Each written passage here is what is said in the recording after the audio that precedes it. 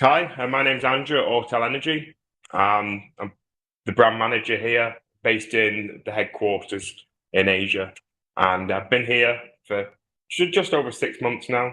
So yeah, it's fantastic. So do you want to introduce yourself, guys?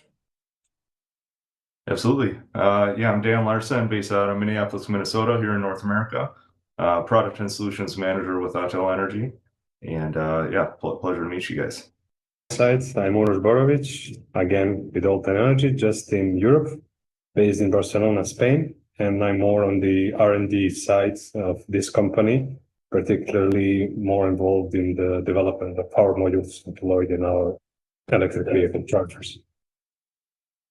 Yeah, yeah. Okay, well, it's nice to have you all on the call today.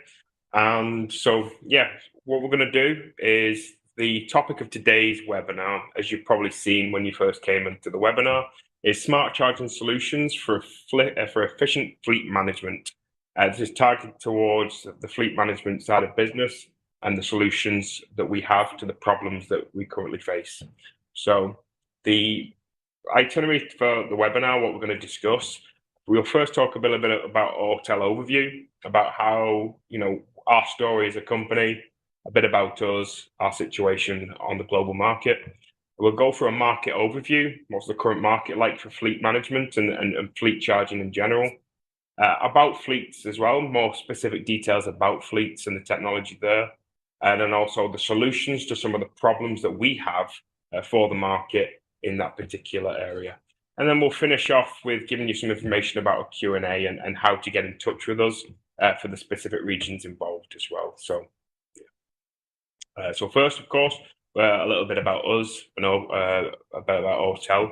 So, yeah, Autel, the company background, of course, we're founded in 2004. And yeah, Daniel, do you want to talk a bit more about that? Absolutely. Yeah, we're proud to announce our 20-year anniversary. So yeah, Autel, as many of you may know, we started off in the automotive diagnostic space. We branched out into many other areas such as TPMS and ADAS products, and we become #1 globally within the automotive diagnostic space. Now, about 3 years ago, we launched Autel Energy, and that is also growing very, very rapidly. And I think one of the unique things about our company that allows us to stay ahead of the curve is, our investment back into R&D. So about 60% of our employees globally are involved in R&D, and we put in large investments back into R&D to make sure that we're always bringing the latest and greatest products to the market. And we've got 2,400 employees globally, so with very strategic locations, and we've got a really awesome team globally, I would say. Mm.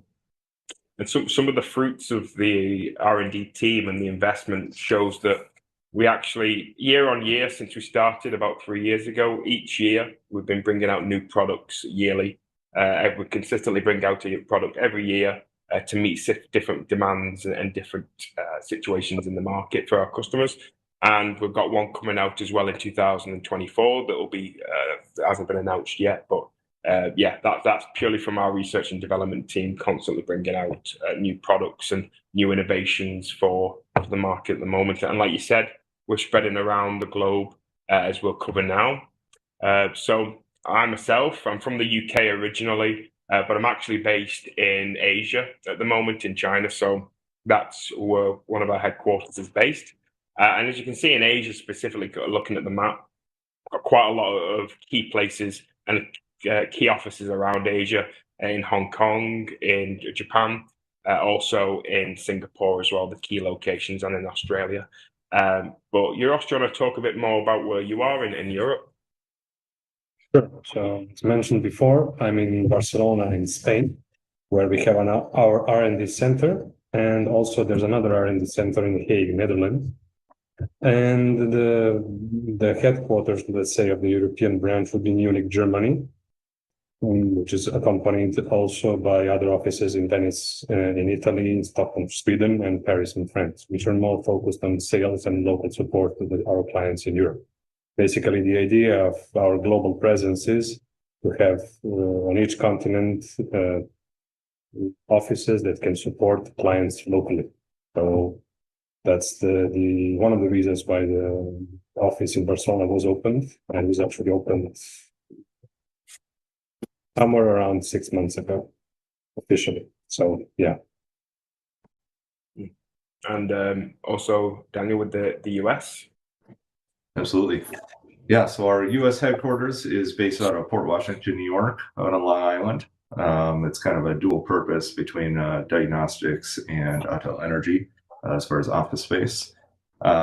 We recently opened up our innovation lab over in Anaheim, California.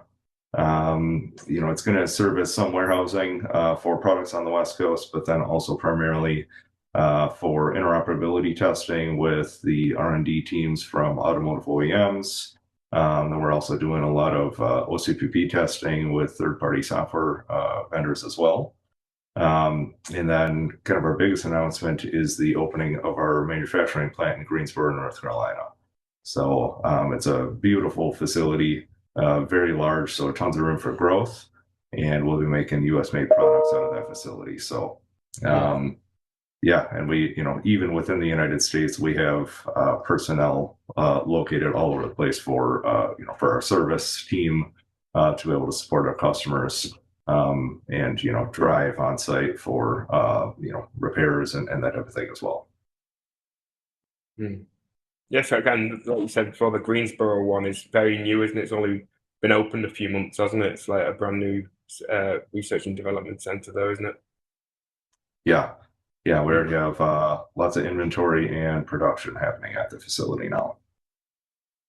So yeah, that's just an overview of where our presence is at the moment, and we're also looking to constantly expand that as well. We're looking at other places as well actively going forward. For example, as well, we didn't mention the ones in South America as well, as we've got a place in Mexico and also Brazil, which covers a lot of the South American region for the offices and for the customers there as well. So yeah, moving on to that. So we're looking at the market overview specifically. So how does the industry look like at the moment? So for fleet management and market overview, the market size is valued, or it was valued in 2002 at about 15.9 billion, just shy of 16 billion. And it was expected to reach, and it has raised up to 17.6 billion back in 2023. That was the most current figure done. Now, the expected is that by the year 2032, the industry is going to grow up to about 40.6 billion, which is about a compound annual growth rate of about 11% during the forecasted period. So between 2023 up to 2032, going to see huge growth, as you can see through the graphs here. And it's one of the industries that are seeing like still in its infancy. We're still growing it, and it's still going to be a big long-term project, but it's going to see a lot of projected growth going forward as well. So, Absolutely, yeah. And as far as EV fleets, the global fleet market is it's a over $26 billion market within 2022, and that's only expected to continue increasing. And many of those fleets are already transitioning to EV. Some are just looking into it now, but it's the numbers are out there as far as the cost savings for fleets. So it really is becoming a awesome feature for them to save costs. Road freight demand is expected to rise 46% within the next 20 years. So that's a lot of those fleets are going to need to transition to EV as well. And then with the US and Europe combined, EV sales reached 36%. And by 2026, EV bus sales will be about 24% of the bus market as well. So, and as far as passenger cars, the numbers for 2023 are now in, and within the US at least, was 12% of vehicle sales were EVs. So, as a lot of the grants and incentives and, charging infrastructure is installed throughout North America, those numbers are just going to continue increasing as well. Yep. And how does the fleet management market trends look, Euros? Expanding a bit on what Danny said, the fleet management trends would be going in similar directions. So there's definitely growing demand for the efficient transportation, effectively meaning that the advanced fleet management technology is necessary for efficient fleet operations. And the real-time tracking of vehicles, it becomes increasingly interesting and actually necessary for the correct operation. Taking into account the penetration of 5G technology into our environments and also a bit of artificial intelligence, all of those things enable us to be at the forefront of this in this field and to be competitive in the market and provide some sufficient and efficient solutions to our final customers. Okay, so with that being said, let's talk a little bit about the different categories that utilize fleet and what the categories are for our purposes for that. So we've got the taxi fleet. It usually follows about 4 different categories usually. The first one will be the normal taxi fleets, which usually range between 48 kilowatts per hour requirements up to about 100 kilowatts per hour. Then you've got the urban logistic fleets as well, which can be mostly, again, range from the bottom end of about 48 kilowatts per hour requirements up to just over like 110 kilowatts per hour. Then you have a pretty big step up now when it gets to the bigger vehicles, such as buses and school buses in particular, which have its own unique little quirks about it. But for this industry or for this particular segment, it's mostly between 200 kilowatts per hour demand up to about 500 kilowatts per hour demand. And then finally, you got the big heavy duty transport fleets with big heavy shipments. And this could be from mostly ranging from 200 kilowatts per hour right up until the modern vehicles that could go up to requiring about 800 kilowatts per hour. There's quite a big range of requirements there. We'll go on to the solutions for each in particular category here. So I'll cover the taxi at the moment, because the operation scenarios for the taxi fleets in particular is that one of the things is they have no fixed routes at all. So as you can imagine, with taxi drivers, they can get customers from anywhere, and there's no planned set route for them. They can be, well, it's very random where the customers can be picked up and then where the end destination is.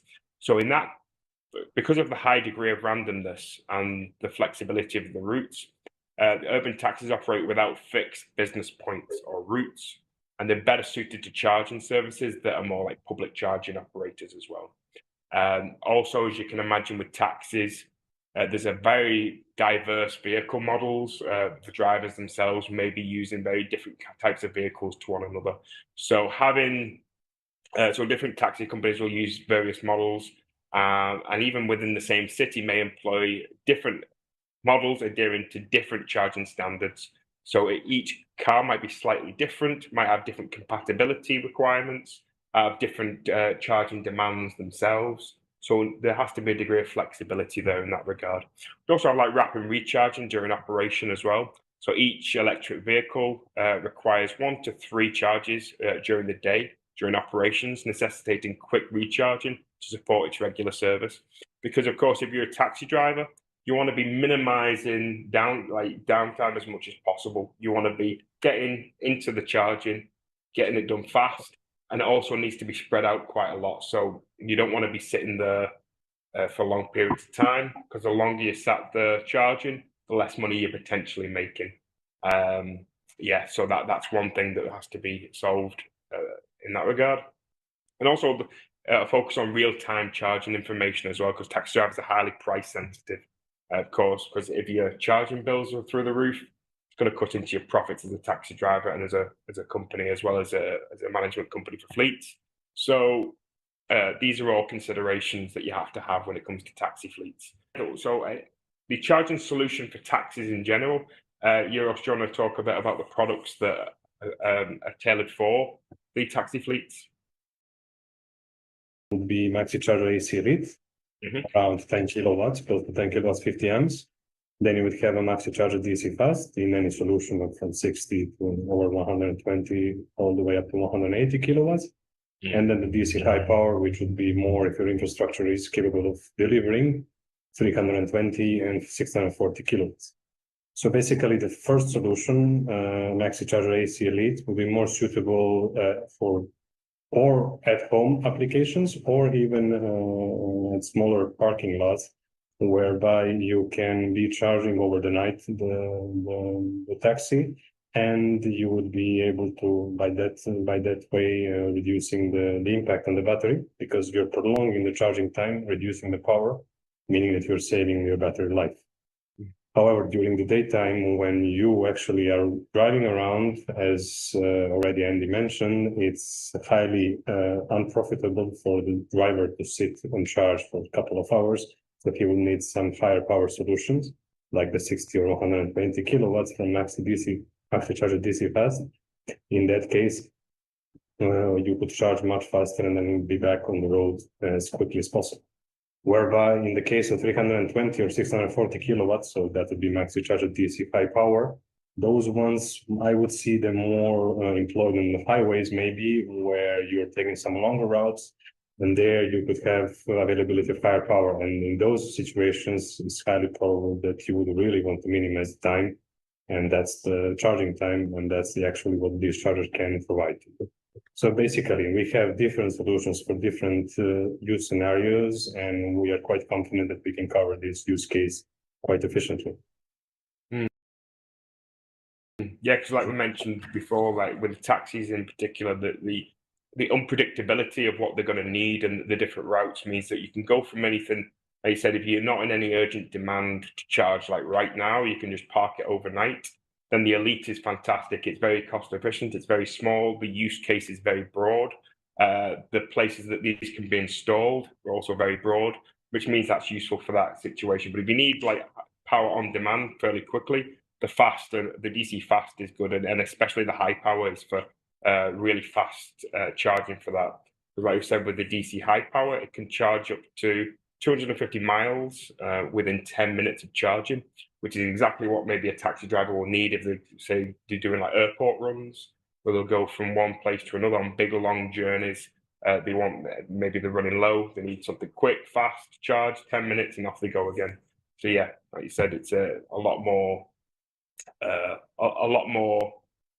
broad solutions for the taxi fleets in particular.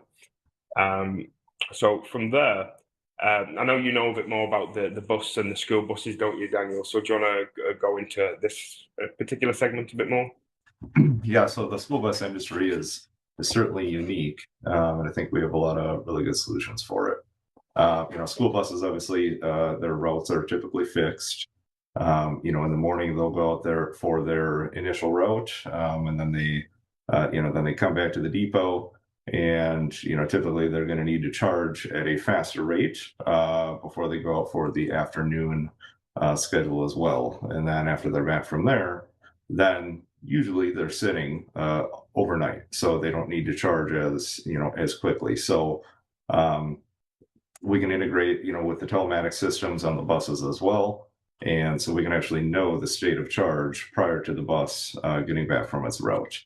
So we'll know how many kilowatts need to be added to that battery upon it returning back to the depot. We can know exactly what time it's going to be dispatched again, and so we'll know exactly how quickly that battery needs to charge so that it's fully charged by the time it goes out for its next route. So through our CSMS and fleet management features, it makes it really, really easy to configure all of that as an operator, and is really going to lead to really efficient management of the school bus fleets. And based on that requirement and that use of the scenario, the operating scenario on that, what kind of products are best suited in your experience for that kind of thing? Sure. Well, most of our DC products are really applicable to that space. So, for example, the DC Compact, the really nice thing about that, we have the pedestal mounted or wall mounted versions available. which if there's, if all the buses are going to be parked, like let's say outside in a row, you can put multiple of those products in a line, and then the buses plug in and charge. And these will do 40 kilowatts to one vehicle, or you can split it 20 and 20 between both ports. So depending on the size of the battery within the bus, we can help source how many chargers and which charger product is ideal. But with our DC Compact, we also have a mobile version, which, think of the school bus warehouse where maybe it's indoors and, these are really big buses. So it's an inconvenience to have to jockey them around to one charger that's fixed in a certain location. So with the mobile version, you can put in multiple three-phase outlets, and you can actually wheel the charger over to the buses and charge the buses wherever they're sitting. So that's also a really nice solution for really school buses and really any medium heavy duty vehicles in the market. Mm. Yeah, I can see why that would be useful, especially for such large vehicles like school buses as well. It'd be much easier to have the trolley system to where you can bring the charger to the vehicle rather than having to try and navigate the vehicle to the set specific charging points. So yeah, I can understand why that would be more useful in that case for the school bus scenario in particular. And our DC fast as well. That's a really nice modular solution. So you can go anywhere from 60 kilowatts all the way up to 240 kilowatts. So we can help source depending on the battery side of the vehicle and how many vehicles are within the fleet. Sometimes, especially if it's like maybe a really high use bus where it's doing multiple routes, maybe to multiple different schools, and sometimes doing field trips or evening programs as well. You might need to really charge those vehicles more frequently and much faster. So our all-in-one DC fast unit is really applicable to those scenarios. And then once you get into our DC high power, that's especially for the city buses that we have a lot of interest in this product from city bus fleets, and then also school buses too, where they just need really large batteries and they need to charge them up as quickly as possible. Mm. Yeah, of course, because for like city buses, unlike school buses, they tend to have very small windows, usually to where they're in use, and then a lot of times they have a lot of downtime for charging. I think for city buses, because they're running on the clock all the time at a very specific rate, they probably would make more use of the DC high power, right, where they can kind of go 10 minutes of a quick boost to fill them up, and they can continue on the journey again, rather than having too much downtime, where when they're parked in the depot overnight, maybe they can have the other solutions are more tailored to that kind of thing as well. So absolutely. Going from there, the operating scenario for the urban logistics fleet as well. So urban logistic fleets, do you want to talk a bit about that, Euros?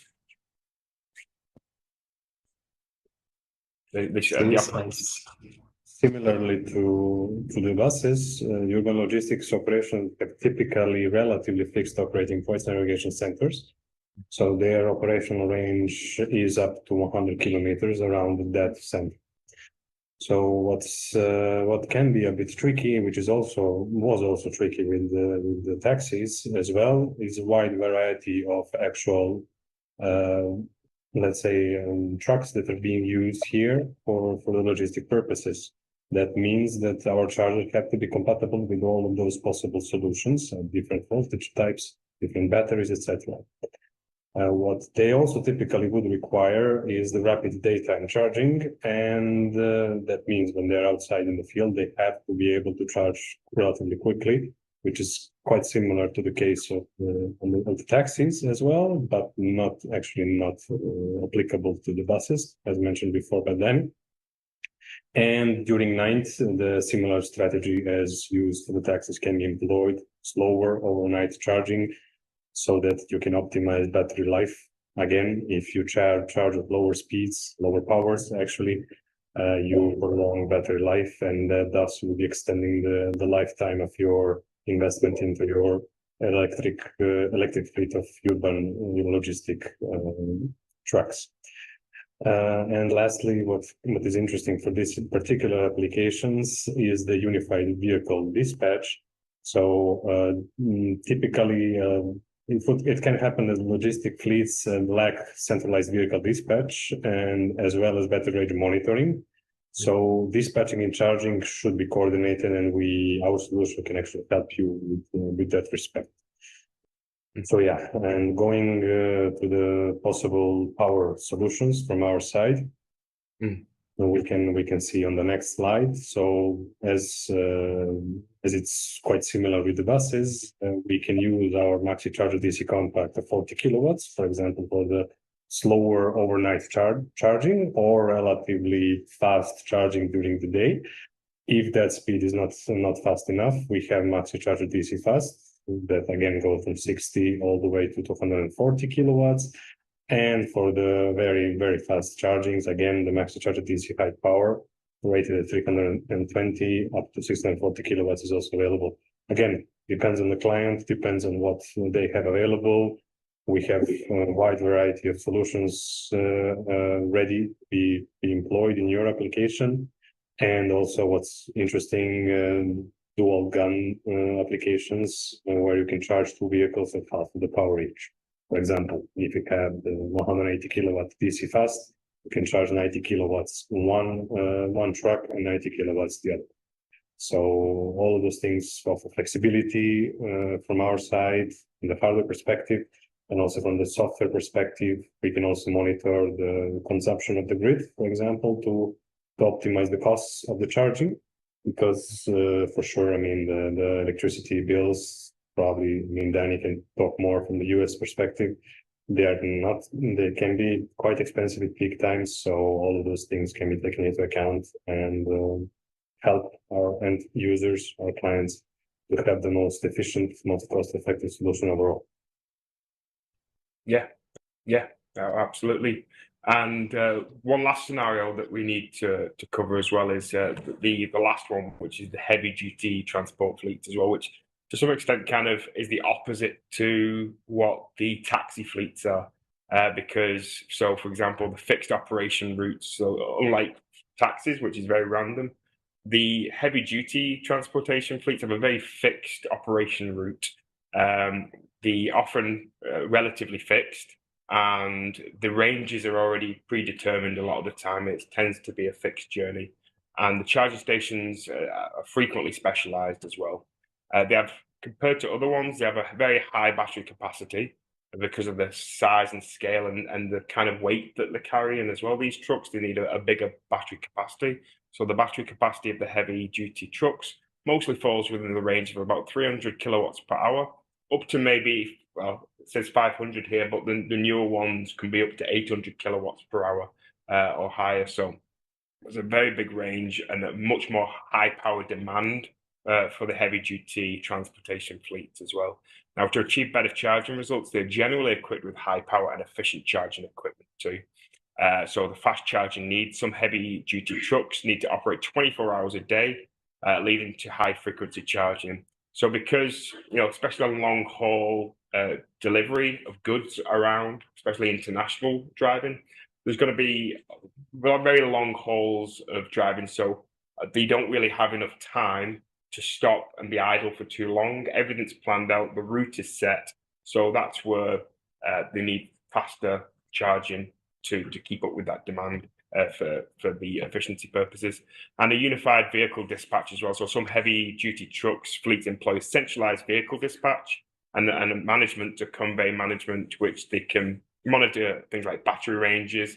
They can schedule charging through dispatch operations as well. So the kind of products that we have that suit that is, for example, the DC Fast for 240 kilowatts. This is a bit more of a flexible charger as well. The DC Fast can cater to the demands where, especially when the trucks are idle at the end destination, it's useful for that kind of thing as well. But the high power in particular, the Max Charge DC high power, is fantastic for very quick, short bursts of topping up as they're on the journey, when they're on the go, because they always need to be on the move. These plug it in for 10 minutes, get a big, heavy, like 250 miles put onto the battery within 10 minutes, and off they go. They can still keep going. And yeah, so we've also got the MCS as well, which is a product that we've not launched yet. We'll be sharing more information on that later in the year, but that is also much more tailored towards the heavy duty transportation fleet. So that's more tailored to that specific market, but that will be released a bit more information will begin about that later. So does anyone have anything to add to the heavy duty transport fleet that I mentioned? Yeah, the DC high power is really an optimal product for the long haul fleets, for example, because it's such a large investment in the vehicles for those fleets, and anytime that the vehicle is not on the road, it's not making money for the fleet operator. So especially with the liquid cooled cables and the up to 640 kilowatts output. It's really an ideal solution to get those vehicles charged as quickly as possible and reliably, and really ready for heavy use with that product as well. So keep the vehicles on the road and keep them making money. Yeah, exactly. So from that, some of the main problems we actually covered a couple of the issues earlier, just slightly. But we'll go into a bit more detail here about the challenges for heavy-duty transportation fleet in general, such as especially for grid limitations. So there's potential limitations with the grid, especially as the industry starts to increase, like we mentioned very early about the growth. Inevitably, as the demand increases, if infrastructure doesn't keep up with it, and if it's not managed properly, that can put a lot of strain and a lot of stress on the grid if it's not thought about and managed properly. And we've also got potential issues that a lot of the fleet management systems have. We're trying to manage so many different fleets and different systems that integrate it all, trying to manage the cost of the operation, the charging routes, the frequency of going from point A to point B, how many times you're going to need to charge, the uptime of the charging versus what the types of charging you're going to need. There's a lot of thought process that has to go into fleet management, especially for EV. And these can be bottlenecks for sure for a lot of businesses if you don't manage this correctly. So that is a big problem. So is anyone got anything else to share about those two topics?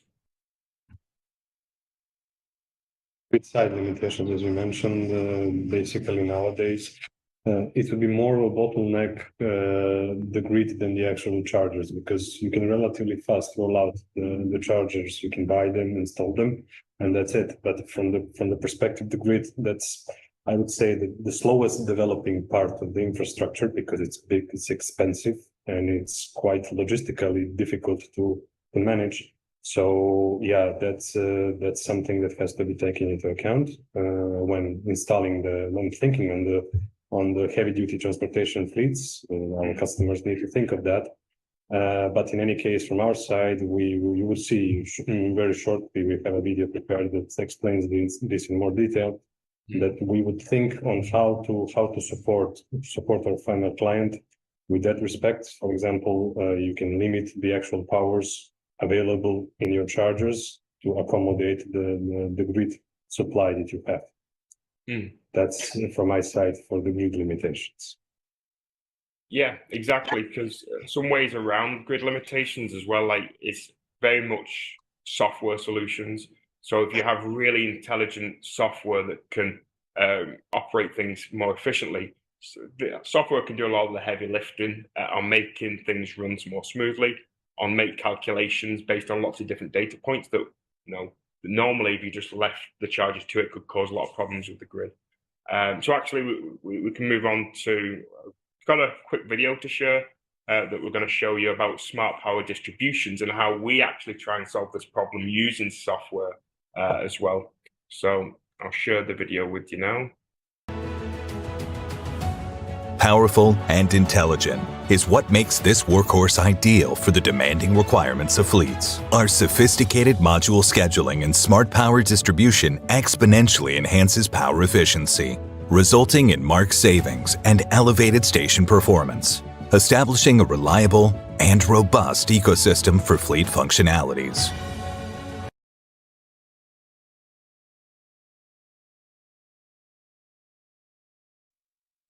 Absolutely. Yeah. So, our dynamic load balancing features are really solving a lot of those issues within the industry. So, especially in North America, one pretty common scenario is that, a fleet or a business might be wanting to install, a whole bank of, let's say, fast chargers or even our high power chargers.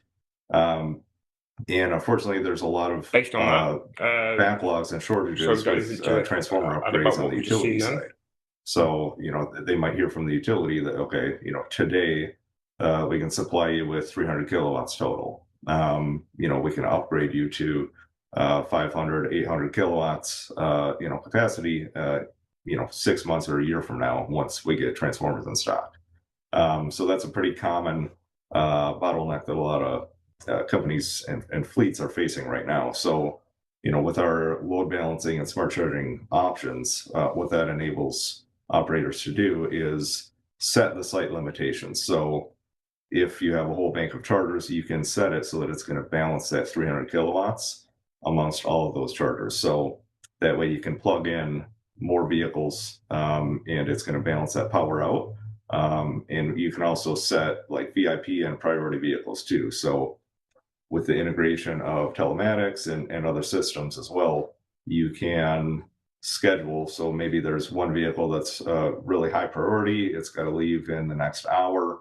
And it's got a longer route to run than some of the other vehicles. So you can actually prioritize it so that that vehicle is going to get charged first before the others are going to get fully charged. So it's going to enable you as a fleet to make sure that your fleet operations from the most critical vehicles all the way down to the backup vehicles are staying fully charged, even if there's power limitations to the site.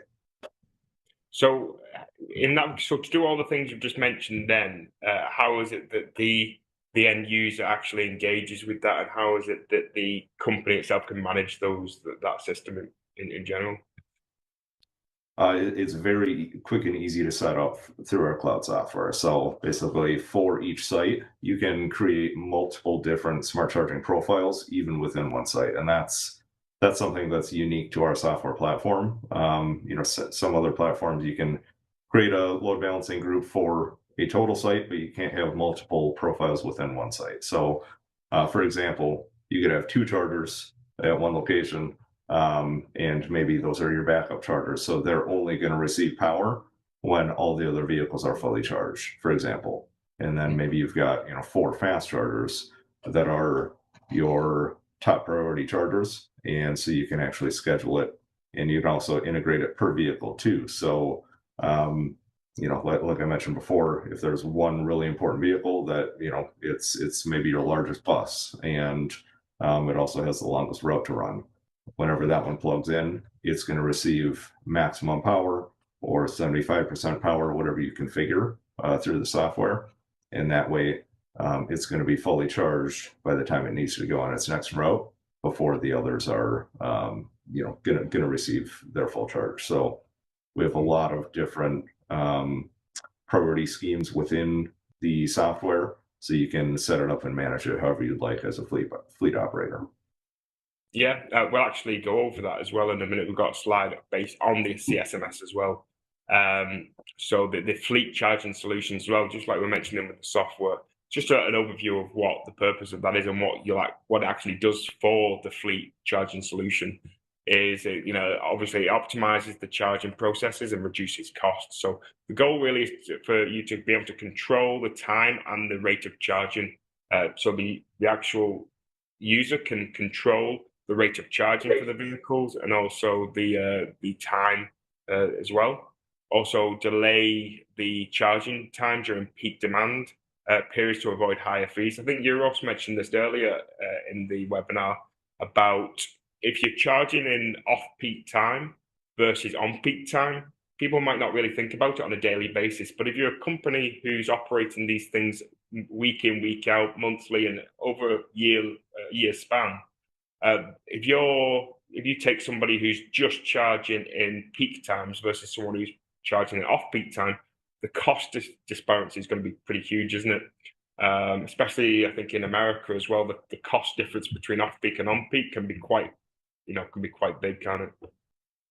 It varies per region within the U.S., but yeah, some of the regions where the grid is taxed the most, peak use rates are insanely high. So, that's another really big advantage of our software is that, think of the school bus scenario where maybe the bus is done with its route at, let's say, 4 p.m. So the driver comes back, they plug it in. Well, especially on the West Coast, peak use rates start at 5 p.m. So 5 p.m. to 9 p.m., that's when most people are done with their work shift, or they're getting back home, the AC is on, they're cooking, all the lights are on in the house. So that's when there's the most tax on the grid from, the residential side. And so as a fleet operator, what you can set up through our software is, they plug in at 4 p.m. and maybe it's going to be charging at 60 kilowatts. As soon as you can configure the time window. So let's say right at 5 p.m., if that's when peak rates set in, you can reduce that charge current all the way down to I think it's 1.6 kilowatts as the minimum. Because if you stop a session altogether per OCA standards, you have to physically unplug the connector and plug it back in to start a new session. And obviously, as a fleet, if your vehicles are overnight in a warehouse, you don't want somebody to have to unplug and plug back in.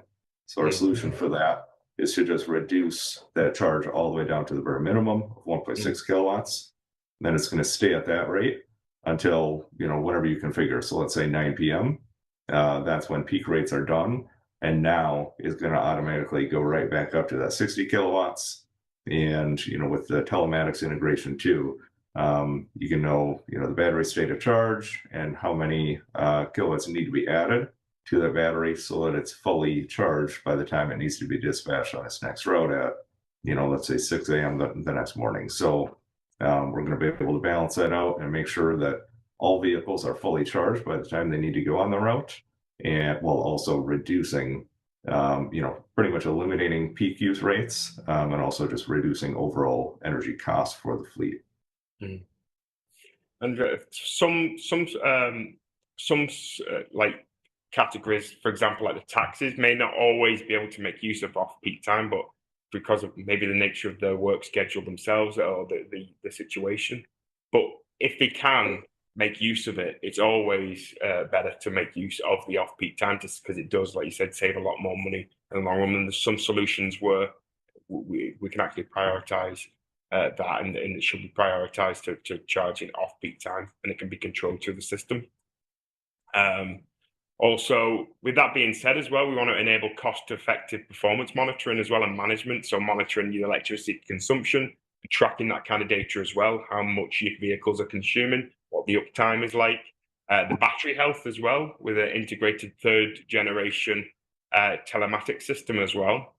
Design for optimal route planning and charging scheduling. So this is especially useful as well for the heavy duty vehicle, where you can design optimal routes for your vehicles based on where the public transportation is actually located, what the optimal route is, and also the charging schedule as well for the fleet. Built-in diagnostics to help minimize any risks and any warnings as well, any warning signals that can also be customized as well.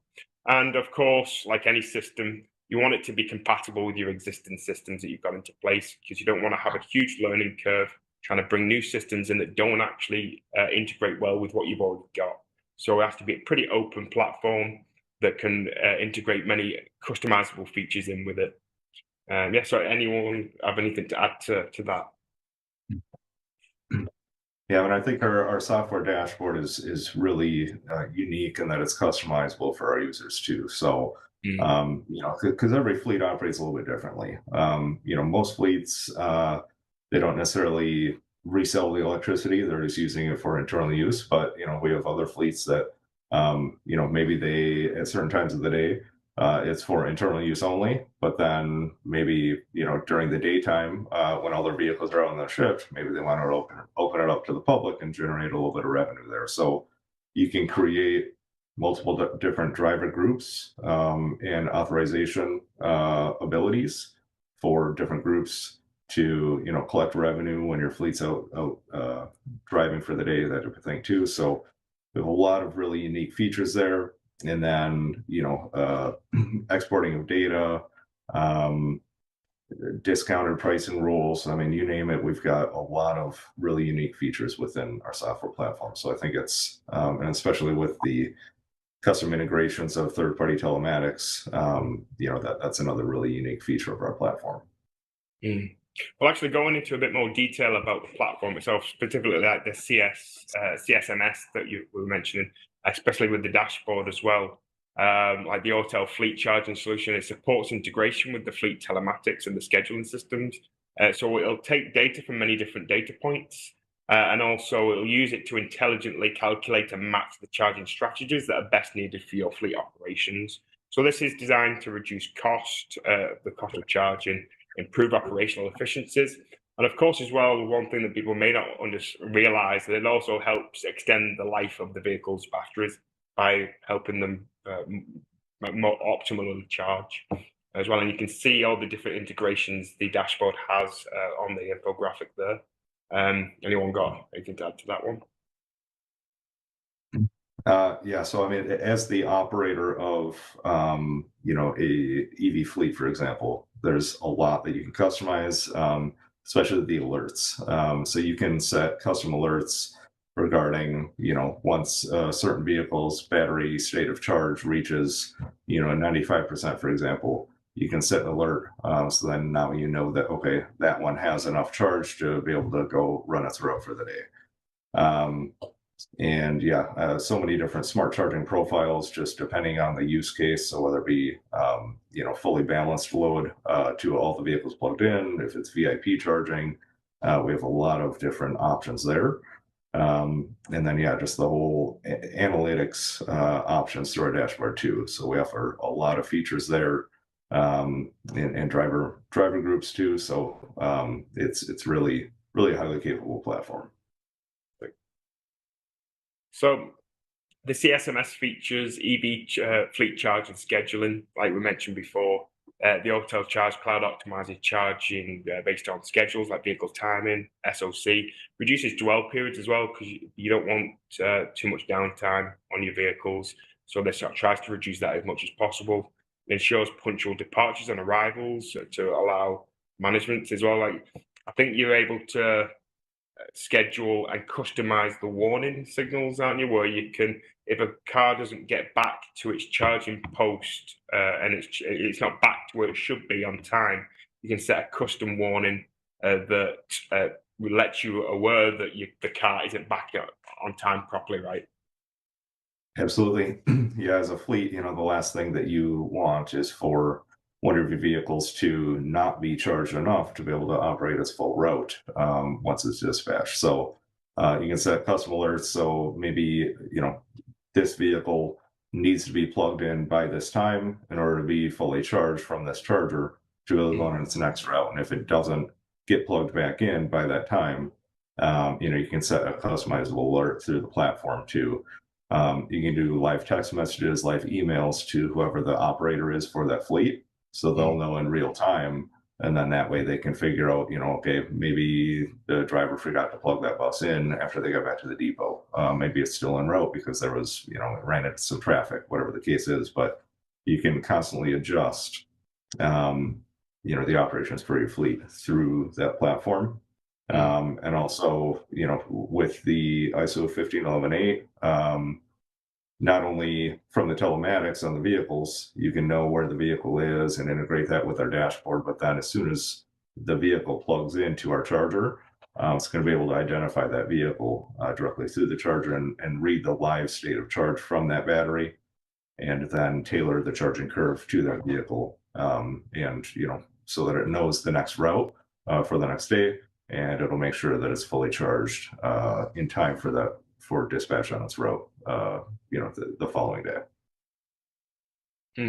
Yeah, I mean, I guess especially with the customizable alerts and things, I guess there's a huge applicability of tons of different ways that you can customize things to really make you more dialed into what's going on with your fleet. Any small potential things that could become a problem, you can set alerts for it that kind of allows you to have a more accurate view of what's going on across your whole fleet, right?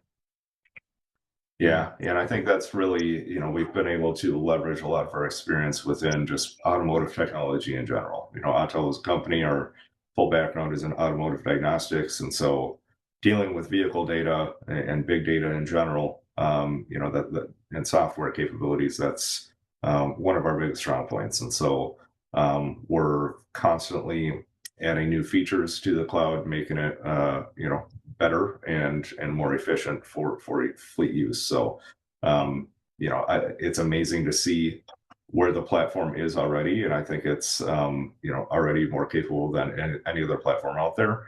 But then also on top of that, every single month we're issuing new features and new updates that just add more and more functionality to the platform. Exactly. So, well, that kind of brings us close to the end now. We've had a full overview of the situation at the moment.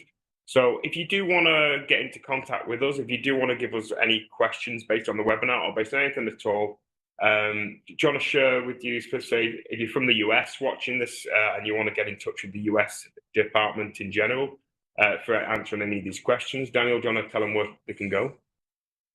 Absolutely. Yeah. They can visit www.autolenergy.us. On that website, we've got, all of our products listed. Also some of the information regarding our software capabilities as well. And then there's a submission form if you're looking for anything related to our products, sourcing the correct products for your fleet, anything like that. You can submit a form through there, and we'll get in contact and help you out. Mm. And as well, Euros, if anyone from Europe is watching today, where can they go to contact the European departments for more information? Similar, autolenergy.eu, and there on our webpage, again, we have all the chargers as Danik has mentioned, and you can contact us there. There's a contact form. You submit your details, your company name, and you can contact department to see relevant for your specific case. Yeah, perfect. So for you who's watching live, have a look in the comment sections in this webinar, and I will post the links in there as well for you to follow, and you can go and ask any questions you want to whichever actual region is relevant to you. We'll post both links to the regions in the comments below. So, well, thanks a lot for watching today, and yeah, it's been a pleasure having you both here representing each of your regions. So yeah, anything you want to say to sign off on? Thanks for having us, Andrew. Yeah, and I always love explaining our fleet software solutions to our customers because I think it's really solving a lot of problems for fleets and just issues within the industry in general. So yeah, thanks for having us. Yeah. From my side, thank you for having us, and it's always interesting to be a part of this, let's say, quote unquote revolution. It's challenging and it's quite, let's say, empowering to be part of the R&D activities related to the EV charging industry. So hope that you learned something, hope that you found something interesting, and hopefully, we can collaborate sometimes in the future. We will be definitely looking forward to that. Yeah, well, again, like I said, I want to thank you both for coming on to the webinar to share your expertise as well today. And thanks for you all for watching as well. And hopefully we'll see you next time. Cheers. Cheers.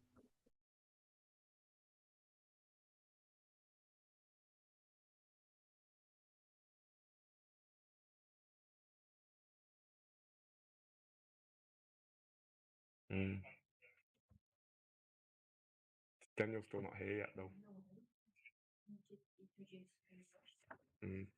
Can I play the audio out to here? Or is it going to be a reboot? Oh, let me plug this up.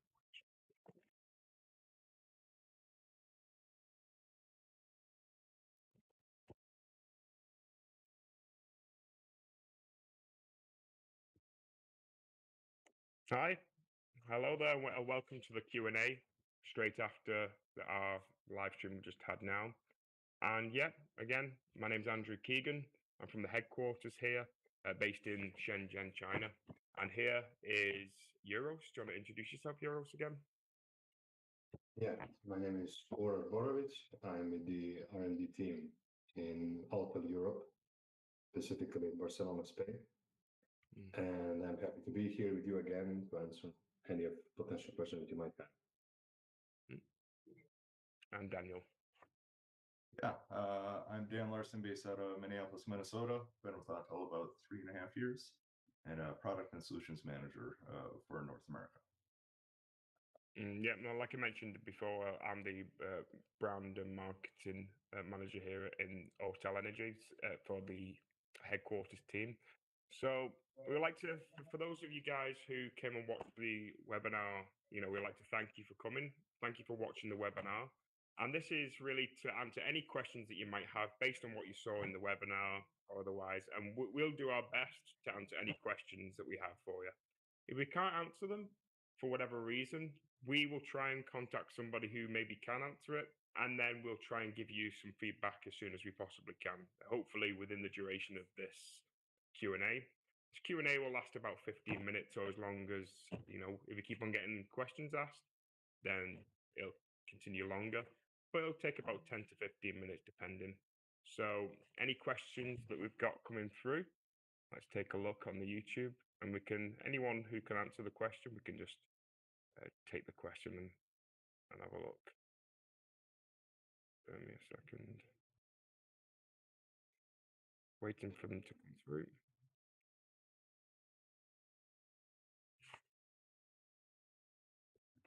Yeah, I know one of the initial questions that we had was regarding our was the DC ADV, the 55-inch screen. And we had very limited demand from that. And then also within the United States, there's a lot of regions that have billboard zoning laws, and basically screens that are larger than a certain size need to get special permits in certain areas because they're considered a billboard if they're too large. And so when dealing with that on the specific regional areas, it just did not make sense, because there were certainly going to be some regions where that charger simply could not be installed due to the size of the screen. So after kind of seeing the demand the demand was much higher on the 27-inch screen DC fast, because that can go up to 240 kilowatts, whereas the DC ADV was limited at 200 kilowatts max output. So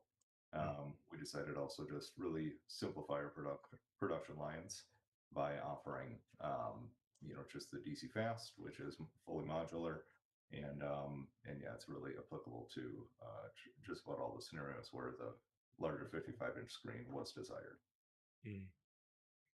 Yeah, because we don't just bring out products for the sake of just a new product as well. So if we have a product that the demand is less, it makes more sense to kind of focus on the things that people actually do want rather than things that we're attached to. So the screen looks great and it looks cool, but like saying in certain regions, if there's some limitations to it, to where, like I said, that's something that you don't really consider, is it? That it could be considered a billboard in some places if the screen's really big, and because of that, it kind of makes less sense to focus on that, and especially putting a lot of effort and time into doing it when not a lot of people either can use it or want to use it really.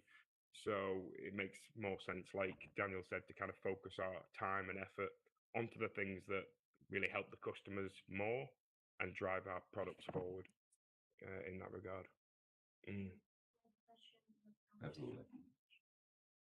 Okay, let's have a look at the question. Apparently we've got another question come through. Let's see. Hasn't quite updated on my screen yet. Give me a second.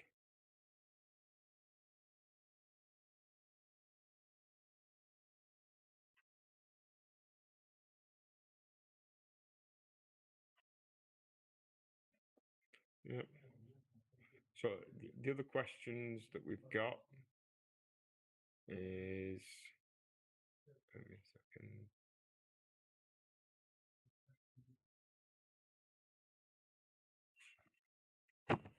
We have just talked with Autel and Mexico, I'm not sure yet, the BYD.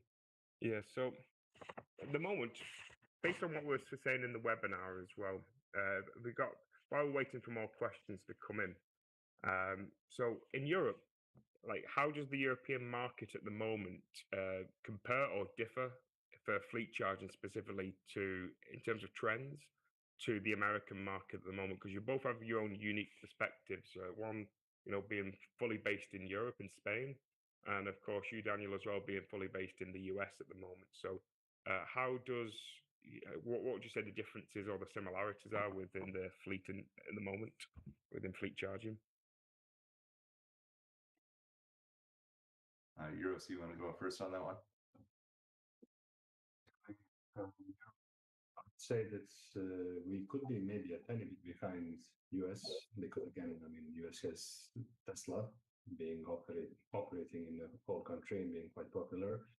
Teslas are here also quite popular, but in the end, I mean, we are still not there. So I would see more as the US as being in a beacon. So basically the where we can look to, whom we can look up to and take the examples from, learn, and try to adapt as well. But on the other hand side, we have different grids, different requirements, different standards to adhere to. So as a person being in the R&D department, for us, it's important to have all the specification under control because it's not the same designing for the UL application, for the US application, as is for the European, because things tend to differ and sometimes consider. So talking more from the perspective as an R&D engineer, definitely it's interesting to be here, to investigate, to try to find a solution which could be interesting both for the European and for the US markets. And that's actually what we are doing. That's a matter of fact right now. So yeah. Yeah. And one thing is that I'm getting some audio from you guys. Yeah,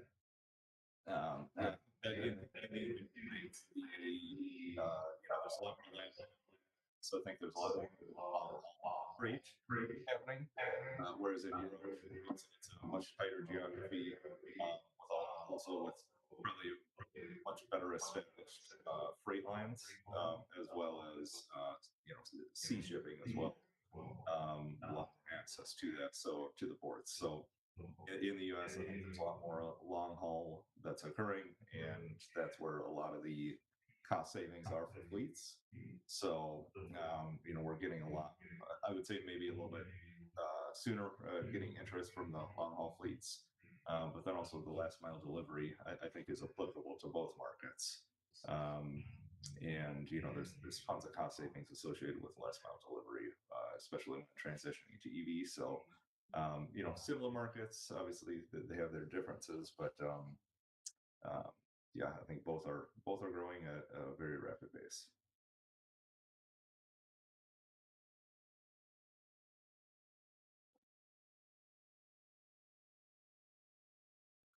Andrew, you're muted. Yep, sorry about that.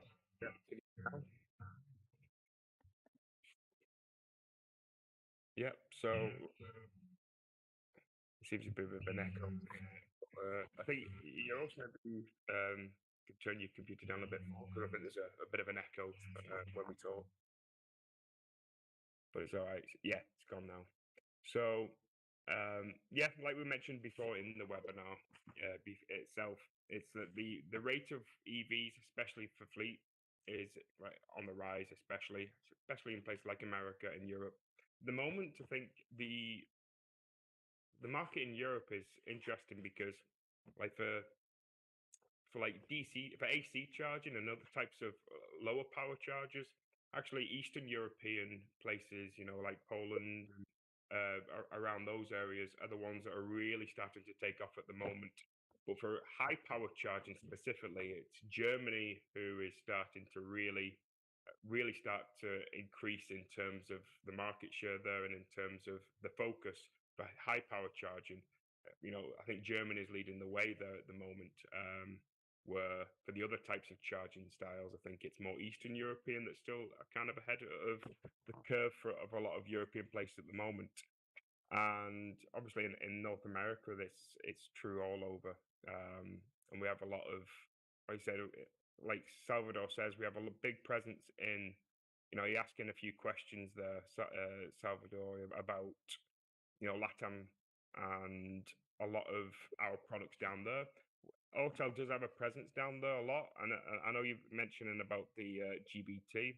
The fleet would be a great application, and so I think, like we mentioned above, we would take a look at that and have a look at the market there, see what the demand is, see what people are wanting, and if there is a market for that kind of thing, or if it makes sense, then it's something that we could maybe look into the future, in the future. And it's if you try and ask, the local guys in Mexico, because we have a presence in Mexico and we also have a presence in Brazil.